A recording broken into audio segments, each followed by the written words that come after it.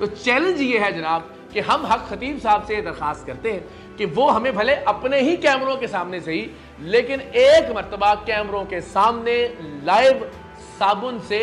منہ دھو کر دکھائیں۔ حق خطیب صاحب کو یہ ریکویسٹ کرتے ہیں کہ پلیز آپ ہمیں کیمرے کے سامنے صابن سے منہ دھو کر دکھائیں، لیکن سنجیدہ باتیں ابھی باقی ہیں۔ انشاءاللہ العزیز ہفتے کی شام 7 بجے ہم حق خطیب صاحب کے 11 ارب روپے کے اثاثے پاکستان کے عوام، پاکستان کے علماء اور پاکستان کے مشائخ کے سامنے رکھیں گے۔ کسی وقت بھی آئے میرے ساتھ ملے، آپ کو مجھے نیند نہیں آئی تھی کہ بس یہ میرے پر رب کا خصوصی کرم ہے کہ مجھے نیند نہیں آئی۔ رات کو آپ سوتے نہیں ہیں تو آپ 24 گھنٹوں میں کتنے مریضوں کو دیکھ لیتے ہیں آپ؟ میں 24 گھنٹے کے اندر اگر دربار علی تین آستانے ہمارے، پہلا جو دربار شریف کا آستانہ ہے، ساتھ ہی دوسرا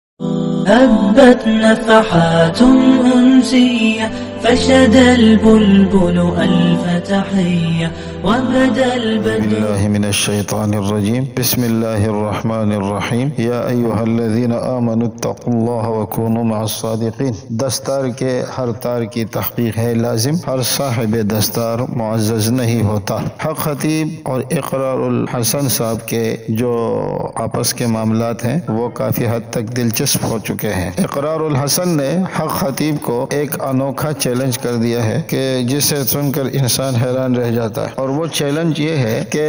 حق خطیب اپنا منہ کیمرے کے سامنے، کیمرہ بھی ان کا ہو، پانی بھی ان کا ہو، صابن بھی ان کا ہو، یہ اپنا منہ صابن سے دھو کر دکھا دے۔ تو مجھے حیرت تھی کہ آخر اس کے پیچھے کیا راز ہوگا، لیکن جب ویڈیو دیکھی تو پتہ چلا کہ انہوں نے کہا کہ میں نے اس کو بہت قریب سے دیکھا ہے، اور پھر کچھ تصویریں بھی دکھائی کہ جس شرمناک طریقے سے اس شخص نے میک اپ کیا ہوا ہے، اس کے ہونٹوں پہ لپسٹک اور چہرے کے اوپر جو اس نے چیزیں استعمال کی ہوئی ہیں، تو علماء حضرات بتا سکتے ہیں کہ یہ تو وہ زیب و زینت کے آلات ہیں کہ جنہیں علماء عورتوں کے لیے بھی منع کرتے ہیں۔ لپسٹک کے استعمال چاہے ہونٹوں پر ہو یا ناخنوں پر ہو، اسے علماء عورتوں کے لیے بھی منع کرتے ہیں، اور کہتے ہیں کہ اگر یہ چیزیں چہرے پر موجود رہیں گی اور ہونٹوں پر موجود رہیں گی، ناخنوں پر موجود رہیں گی، تو اس سے وضو نہیں ہوتا۔ لیکن جو تصویریں انہوں نے دکھائی ہے، آپ ان تصویروں کو غور سے دیکھیں، آپ کو پتہ چل جائے گا کہ حق خطیب صاحب یقیناً یہ چیزیں استعمال کر رہے ہیں، مگر ان تمام چیزوں کے باوجود یہ ولی اللہ ہے۔ آپ ان کے لباس کو دیکھیں، ان کا ریشمی لباس جس طریقے سے آپ کو چمکتا ہوا نظر آ رہا ہے، اس کے اوپر جو پھول بوٹے بنے ہوئے ہیں، جو ڈیزائنیں بنی ہوئی ہیں، یہ سراسر عورتوں کا لباس ہے، اور عورتوں کا لباس تو مردوں کے لیے استعمال کرنا جائز ہی نہیں ہے، بلکہ حدیث میں تو ایسے شخص پر لعنت آئی ہے کہ جو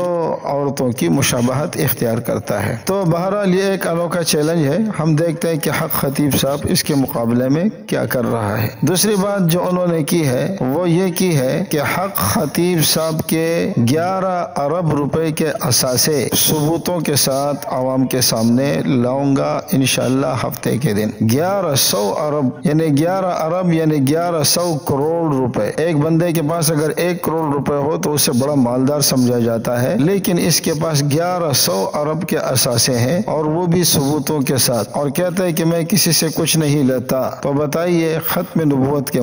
نام پر یہ کتنا مال عوام سے بٹور رہا ہے۔ تیسری بات جو انہوں نے کی ہے وہ یہ کہ ان کے اپنے مریض جن سے یہ چین وغیرہ اور گولیاں برآمد کرتا ہے، وہ اپنی زبان سے آپ کے سامنے کہیں گے کہ یہ چیزیں خود ہی یہ ہمارے آنکھوں میں یا بدن میں چھپاتا ہے اور پھر نکالتا ہے، اور یہ سارے کام جو ہو رہے ہیں یہ ختم نبوت کے آڑ میں ہو رہے ہیں۔ تو بہرحال یہ بہت افسوس کی بات ہے کہ ایسا جاہل ترین آدمی کہ جس کے پاس قرآن کریم کی ایک آیت بھی نہیں سنا سکتا، کھول کر بھی قرآن کریم کی کوئی آیت اندر سے نہیں سنا سکتا، بلکہ جس کو کلمہ بھی صحیح طریقے سے نہیں آ سکتا، جس کو سورہ فاتحہ بھی نہیں سنا سکتا، لیکن وہ ختم نبوت کا مجاہد بنا ہوا ہے۔ اور پھر انہوں نے آگے بتایا کہ انشاءاللہ ہم اس کے آستانے پر جائیں گے اور عوام کی طاقت کے ساتھ جائیں گے، عوام کے ساتھ جائیں گے۔ تو میرے خیال میں یہ حق خطیب کے جنازے پر اور اس کے تابوت پر آخری کیل ہوگی، لیکن ہماری گزارش ہے کہ اس میدان میں صرف حق خطیب نہیں، ایسے اور بھی سینکڑوں پڑے ہوئے ہیں جو 1 نمبر کے جاہل ہیں، لیکن دعویٰ وہ علمیت کا کرتے ہیں، اور وہ دین کے مجاہد بنے ہوئے ہیں، اسلام کے سپہ سالار بنے ہوئے ہیں۔ جو تحریک وہ چلانا چاہتے ہیں وہ واقعی واقعی ایک تحریک ہو اور پورے پاکستان کی سطح پر اس تحریک سے جتنے بھی لوگ اس قسم کے چھپے ہوئے ہیں ان سب کو بے نقاب کیا جا سکے، بلکہ بیرون ملک بھی اس قسم کے لوگ بیٹھے ہوئے ہیں جو